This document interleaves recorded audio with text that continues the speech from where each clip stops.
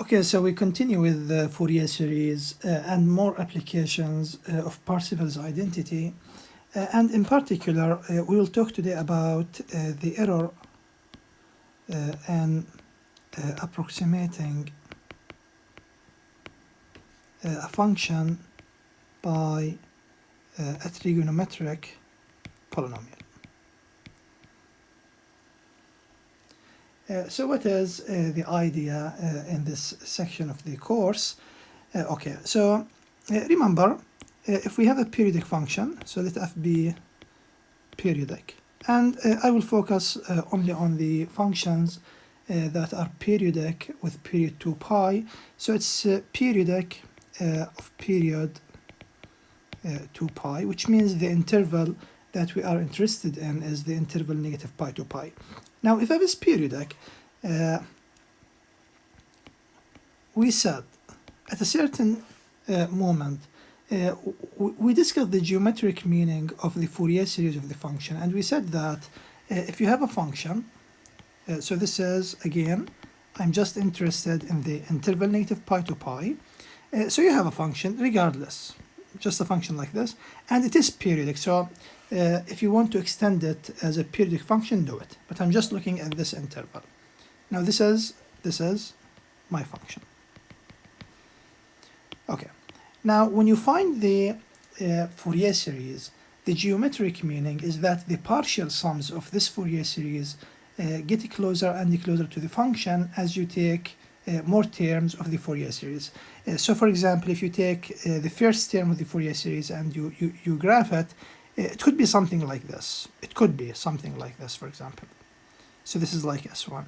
But then if you take more terms, so we claim that after taking 10, 15, 20, 100 terms maybe, the partial sum of the Fourier series will be very close to the original function. This is what we discussed before about the geometric meaning of the Fourier series. So we said that the partial sums of the Fourier series get closer to f as or let me say big M gets larger. So what do we mean? We mean S1, S2, up to Sn. So Sn, these are the partial sums. Of course, they continue to infinity. So as you continue to infinity, if you like, we can do it just like this, Sn, and so on. So as you continue to infinity, these partial sums become very, very close to the function. So the idea now, okay, so the idea is, so we agree that Sn is not equal to f. Basically, Sn is close to f, right? But if it's close, then what is the error in this estimation? So for example, if you say that the 10th partial sum is this green curve, so if we go back to this figure and you say, okay, the red curve is the original function, the green curve is, for example, is S10. Okay, so you're saying that the 10th partial sum is very close from the figure. It's relatively close to the function. Okay, but then what's the error? So what do you mean by the error? Just to remind you. So in general, if x equals 1, so this is just a number. Okay, just a number 1. So if someone if y equals 1.01 is an estimate for x. So imagine, for example, you have an equation that you are trying to solve, but for some reason you couldn't find the exact answer, that's 1. And you were able to find like an approximate value, that's 1.01. Then I think we all agree that the error in this case, in your approximation, is 0.01. Now, what is the 0.01? It is, in fact, the absolute value of the difference. Now, since you're talking about the absolute value, it doesn't matter whether you say x minus y or y minus x. So this is one way to define the error if you are talking about numbers. So for example, if the exact value is 5 and your approximate value is 6, that means the error is 1, and so on. But now what's my problem? So in our case, what do we mean by in our case? In our case, remember, we have a function that we are approximating using the Fourier series. But when you say a function, the function doesn't have one value, it has infinitely many values. So this function here, it has a value at negative pi, a value here, a value here, a value here. At every single x, it has a certain y value. So when you approximate this function by another function, that means you are approximating infinitely many numbers by infinitely many numbers. So for example, it could be that, it could be, okay? Just imagine this, so imagine the function was x, and let's say your estimate was S2, let's say. S2 is 2 sine x minus sine 2x. Okay? So for example, when x is negative pi, what is f of negative pi? You get a value, right? What is S2 at negative pi? You get a value. But please remember, in particular at negative pi, we need to understand all this stuff when we talk about Fourier series. You're talking about the periodic function, and at negative pi the function is not continuous. That means when you talk about the approximation, that means we must take f of negative pi from left, f of negative pi from right over 2. And in this case it gives you 0. So if you substitute negative pi into S2, you get exactly 0. So that means when x is negative pi, you get an exact value. This is not an approximation, you get the same answer. But for example, if you go to, if you go to 0, at 0 the function is continuous, you get 0. And if you substitute 0 into the partial sum here in S2, you get 0. That means again at 0 you're getting exact values. This is not an approximation. If you take, for example, in the same function, if you take x as pi over 2, what is f of pi over 2? It's pi over 2. But if you substitute pi over 2 into the partial sum, that gives you 2. So clearly they are different. So what's the point? And imagine you're doing this for all points between, just imagine, we can do it. So imagine you're taking all points between negative pi and pi, you substitute them into the red function, and you substitute them into the approximation that could be this green function. Then some values are exact, some values are approximate. And the approximations, like this value 2 and pi over 2, like pi over 2 is like approximately 1.7, something like this. And this is 2, so this is a big difference. This is 0.3. It's not so little. So the idea, in our case, we are talking about functions. So in our case, Sn is a function. It's not a value that gives estimates for another function, which is what? Which is f of x. So you have two functions that are approximating each other. So in general, this is like negative pi.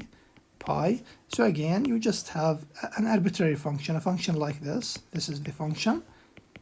And you have the approximation, which could be anything like this, for example. Okay, again, this is just an arbitrary function. So from this figure, for example, at this point, the two functions are identical. At this point, the two functions are identical. If you look at a point here, the two functions are really close to each other, so the approximation is good. But for example, if you look at this point and at this point, the two functions are a little distant, which means the approximation is not that good. So now we need to define what we mean by the error. So again, when you talk about real numbers, you're approximating 1 by 2, then the error is 1.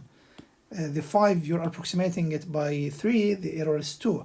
But for functions, sometimes you're getting an exact value, sometimes you're getting two different values. So what is our definition? So we need to define what we mean by the error. Okay. So we define the error between Sn and f of x by the least square error given by, so if we say the error, what is it? We define it this way, negative pi to pi, and we subtract f of x minus the partial sum square dx. Of course, in general, these parentheses are replaced by the absolute value, which is in case you're dealing with complex numbers. I'm going just to discuss it with real numbers, and exactly the same computations apply for complex numbers. Instead of multiplying the thing with itself, you're just multiplying with the conjugate. Okay, so what do you mean by the least square error? The idea, one way to look at the error in approximating functions by functions, one way is, so if you have a function in general, and you have an approximation like this, for example, one way to look at the error is to look at the area between the two curves. So I think we agree that if the area is so little, then the error is so, right? So imagine you're drawing two functions, and after computing the area between the two functions, for example, you get 0.001. So that means the area, this area, the yellow shaded area is 0.001. That means the two functions are really close to each other, right? Now, what is the area formula? So I'm trying to show you the problem. So what is the area formula? The area formula is the integral. If you're dealing with the interval negative pi to pi, it's the absolute value of the function minus its approximation, right? Now, unfortunately, even for very simple equations, for simple functions, the function and its partial sum, if you take the absolute value, this is not easy at all. This is not easy to evaluate. Why is it not easy? Because you need to redefine the absolute value, and even for very simple equations, just imagine a very simple equations like this, negative pi, for example, x minus, for example, this thing. This is considered a very simple question in terms of these scenarios. But if you try to compute this integral, it's really tough. We can't because we need to redefine the absolute value. So that means we need to look at the zeros of this function inside the absolute value. This is not easy at all. Not only this. In fact, we are looking for, so here we mentioned a word, that the least. So we are looking for not only for the error between the function and the partial sum. In fact, but we can't go into the details. But in fact, the Fourier series coefficients are like the coefficients that give you the minimal error when you approximate by trigonometric polynomials. I will discuss this a little later in the same video, in this video. Okay, but for us, for the absolute value, this is really tough to compute. So the idea, so this could be one definition, yes. So when we define here the error as the difference squared, this is a definition. It could be this definition, but because this is really tough to compute, we will appeal to this. So this is our definition for the error. Okay. Okay, so this is not easy. That's why, let's say, we use the integral negative pi to pi f of x minus Snx squared dx. Now, please, I'm discussing this for engineering students. Okay, you're not math students, but there is a lot of analysis behind this stuff. So in general, we're talking about norms. So the error is defined in terms of a norm. This norm is the one norm. This is the two norm square. And and the 2 norm squared, it's well known in functional and in mathematical analysis that the 2 norm is like the easiest norm to deal with. It's we have infinitely many norms, and this norm is really easy to deal with. And it happens that when we deal with the Fourier series, the 2 norms is really easy. We will see. You will see now. Okay. So this is again the error formula. Now, even this does not look so easy to compute. So the idea is, let's simplify this, and you will see how Parseval's identity shows up here. So let's simplify the error formula. So E is the integral minus pi to pi f of x minus s n x squared dx, which is the integral minus pi to pi f of x. Now what is the partial sum? The partial sum, that means you're taking the first n terms of the Fourier series. Remember what it was, the Fourier series. It's a node plus the sum, and from 1 to infinity. Now we don't take to infinity, we take the first n terms. This is the meaning of the nth partial sum. an cosine nx plus bn sine nx. Okay?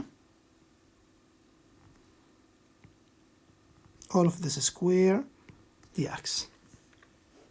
Now, if you assume that the function is continuous, just to simplify the computations, but the idea works in general, and again, this is a bit more of analysis using inner product spaces properties and orthogonality properties. But if you assume the function is continuous, we know what the function is. If the function is continuous, the function is equal to its Fourier series. So it's the Fourier series is up to infinity.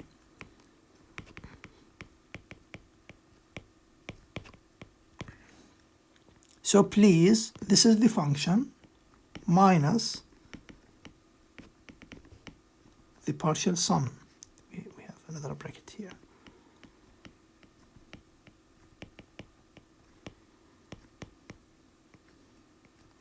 All of this, let me just change it like this. All of this is squared. Okay, so this is the error formula. Remember, when we discussed the geometric meaning of the Fourier series, we said if we are able to reach infinity, then the Fourier series, the partial sums, which is then the full Fourier series, will be identical with the function. So that's the meaning of replacing f by its Fourier series. But because we can't go to infinity, so usually we use the first n terms. For example, we use the first 5 terms, the first 10 terms, and so on. So this is the meaning of the partial sum. Now what happens when you subtract? The a node gets cancelled. Not only that, when you say the sum from 1 to infinity minus the sum from 1 to n, so these are the same, but in the first sum it's up to infinity, in the second sum it's up to n. So imagine, for example, you're adding numbers from 1 to infinity, then you subtract from 1 to 10. Then what's left? From 11 to infinity, right? So if you subtract these two sums, what do you get? You get the integral from negative pi to pi, and what's left is the sum from n plus 1 to infinity, an cosine nx plus bn sine nx. All of this square dx, right? So this is exactly this difference. Okay.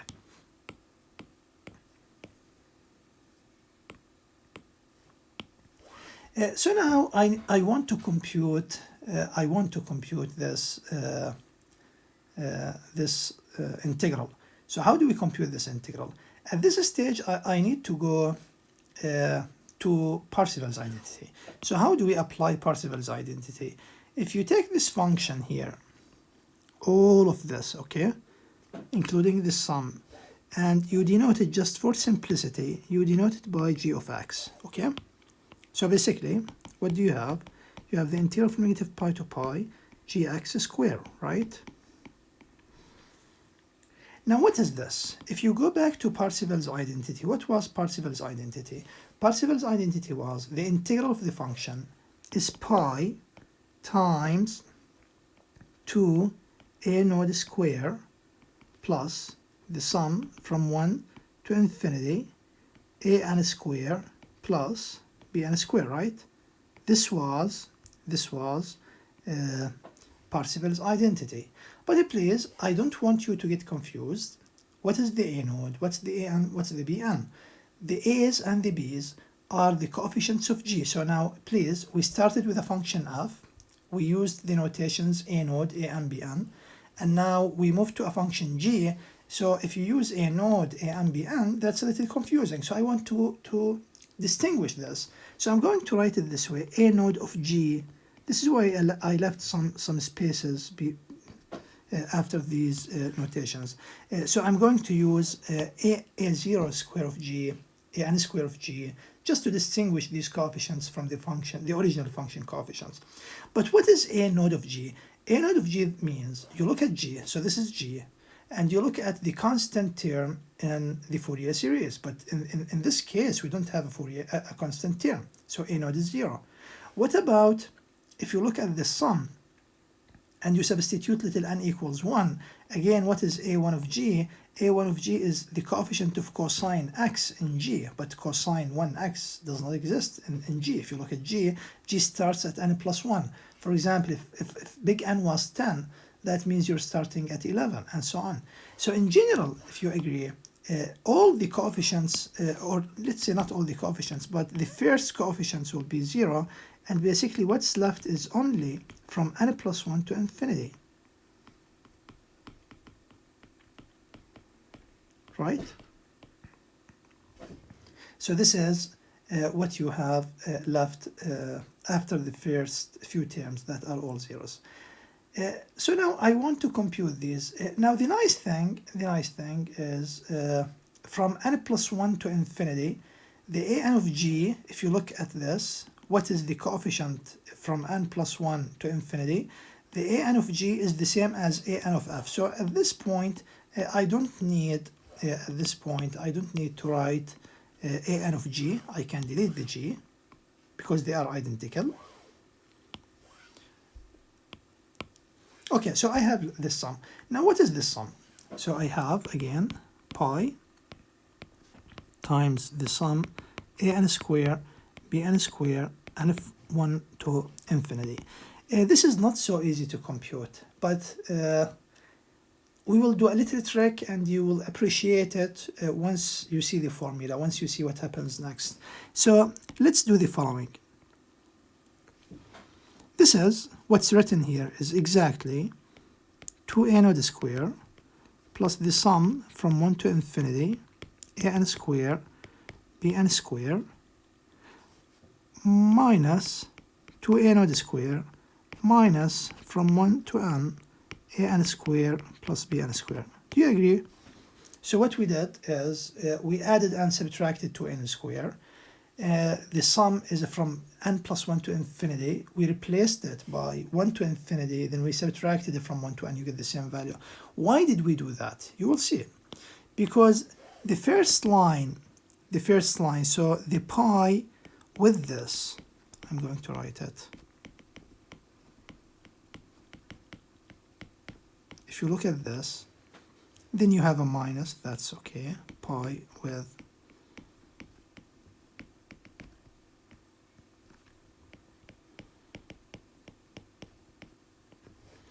so the idea is pi times the first line. This is exactly Parseval's identity for f. So this is exactly the integral of f of x squared dx. Then minus pi times 2a node square. Sorry, here we have plus 3 because we had it as a common factor, plus the sum from 1 to n, an square plus bn square. This is, please, this is the simplest form of the error formula.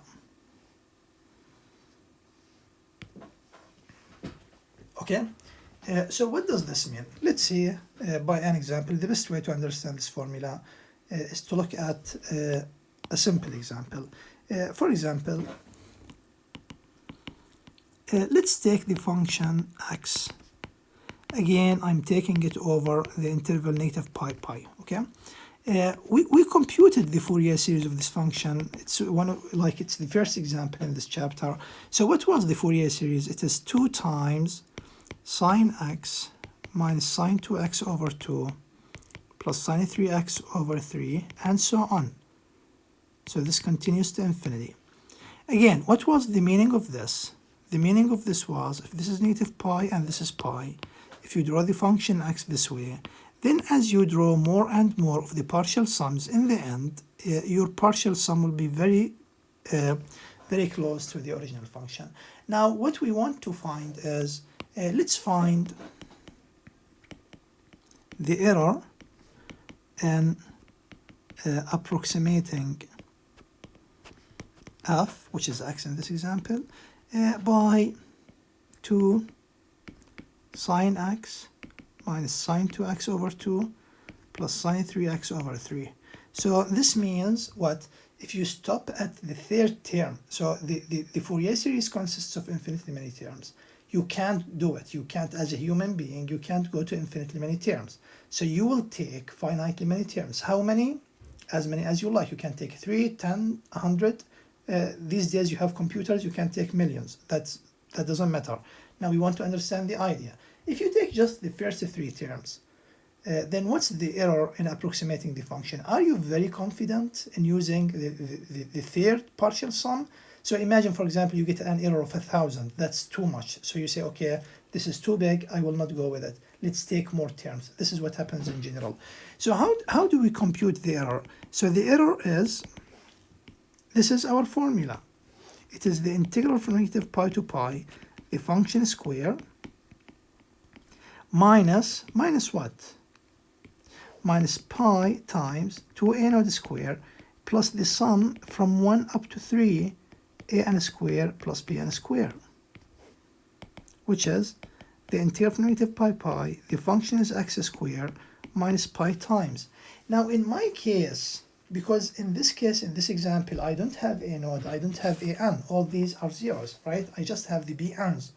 And why did we take from 1 to 3? Because this is the formula. You just take from 1 to big N, the big N being the nth partial sum. So 2a naught, this is 0 square, plus the sum from 1 to 3, and the an's are square, the an's are zeros, plus bn square, right? So basically, this is 2 pi cube over 3 minus pi times 0 squared is just 0, b1 square, b2 square, b3 square. And what is this? This is 2 pi cube over 3 minus pi times. What is b1? b1 is the coefficient. You go back to the Fourier series, to the partial sum. So this is S3, okay? And you ask, what is the coefficient of sine x? That's 2 square. Then b2, what's b2? It's the coefficient of sine 2x. In my series, it's -1, so the -1 square. What's b3? It's the coefficient of sine 3x. That's a third. Sorry, it's 2 over 3 square, right? So this is our error, and we can use Mathematica, for example, or a calculator just to compute this error quickly. It will be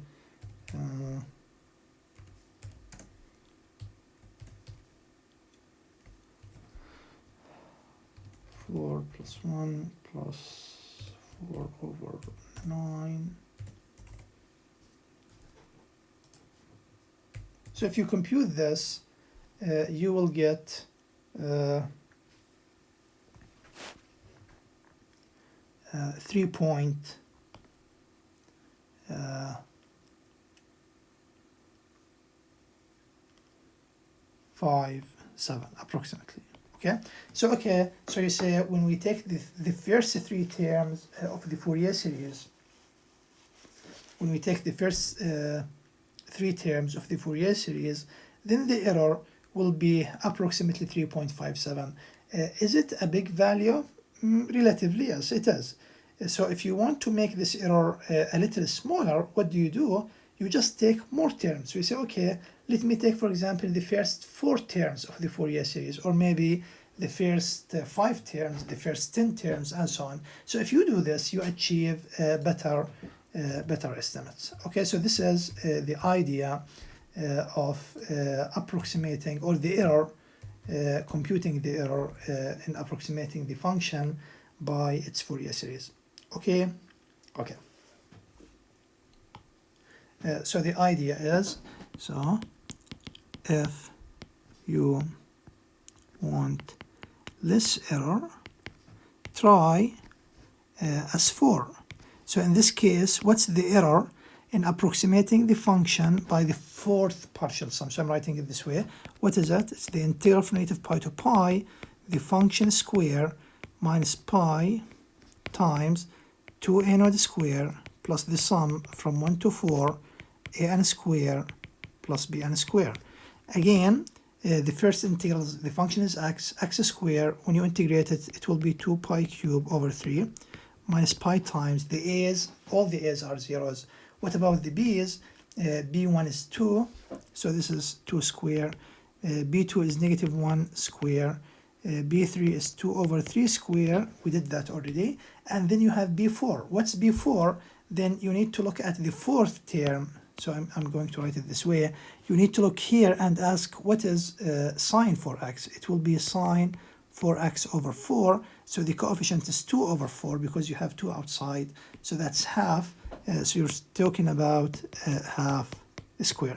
And I think you can see from this formula why you get less error when you take more terms. Because when you take more terms, you add here, you subtract here, so you're subtracting more and more values, right? So that means when you take more terms, you're subtracting more and more values, so you're getting a smaller and smaller error. This is the point. So then you compute this. So if you compute this, for example,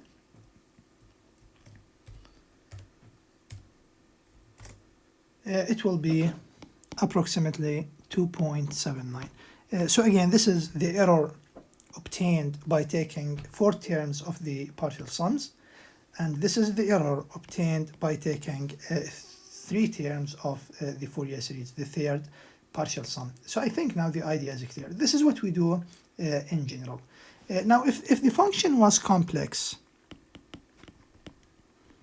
so if we deal with complex functions, then what is the error formula? It's still the same, but the only difference is it's negative pi to pi, the absolute value, so the modulus, minus pi times 2 absolute a naught. We discussed this when we treated the Parseval's identity, an square plus bn square, okay? So the only difference is inclusion of the modulus into the square. That's it. Okay, so this is the discussion of the error in approximating the function by the partial sum. Now I just want to comment on the word least. So remember we mentioned here least, and I promised you in the beginning to talk a little about this. So what do we mean by, so just a comment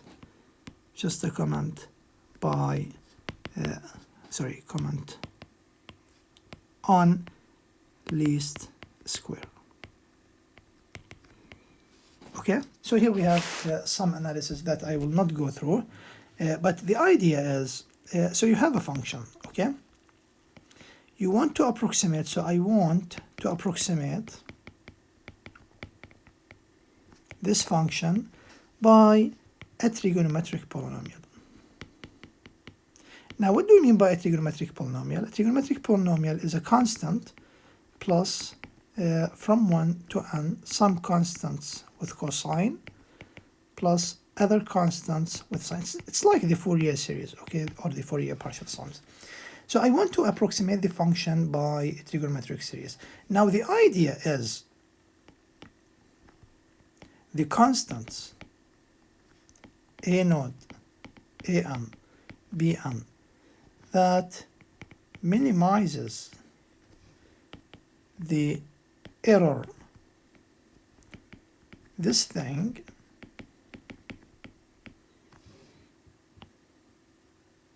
so let me call this anything like, I don't want to call it Sn, okay, because Sn refers to the Fourier series, but this could be any function in like trigonometric polynomial. So let me call this just Tn, like trigonometric polynomial, Tn.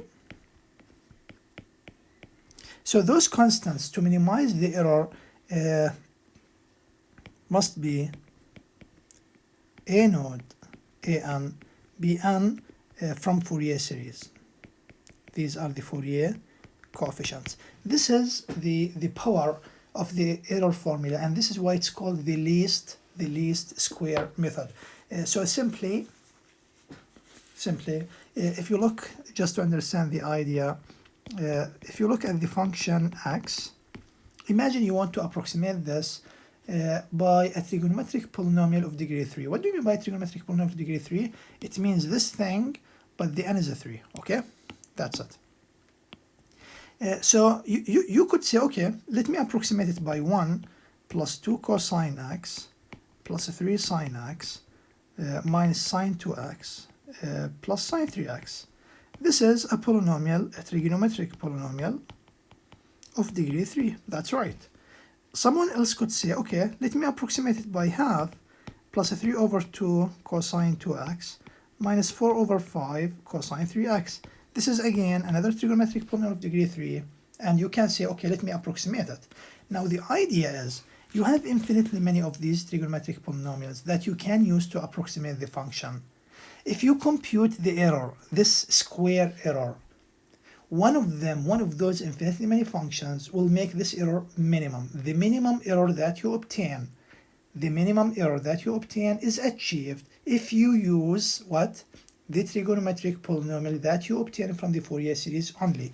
So all this gives you an error, this gives you an error, this gives you an error. If you look at those values, the error values, what is the minimal error? It will be the partial sum. It will be Sn from the Fourier series. This is why it's called, so this gives you minimum error. Okay, this is the idea behind calling it least square method. Okay, I hope this is clear.